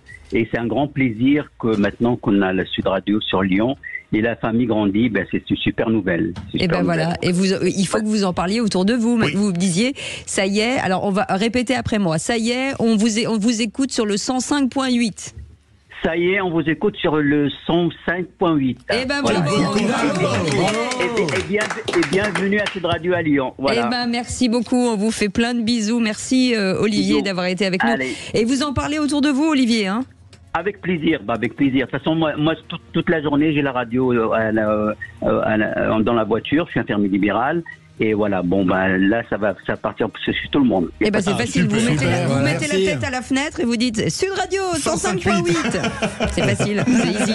On vous embrasse, Olivier. Merci beaucoup. Merci à vous. Merci beaucoup, Philippe Bilger. Merci beaucoup, Pierre-Yves Martin. Merci beaucoup, Jean Dorédo. Merci à toutes ces personnes qui ont travaillé sur cette émission, bien entendu, nos invités, nos auditeurs. Dans un instant, comme tous les lundis, on va vous parler citoyenneté avec Aurélie Gros. Et on vous retrouve bientôt, les amis. Philippe Bilger, on vous retrouve demain à partir de 17h. Merci de votre fidélité. À tout de suite pour les vraies voix citoyennes.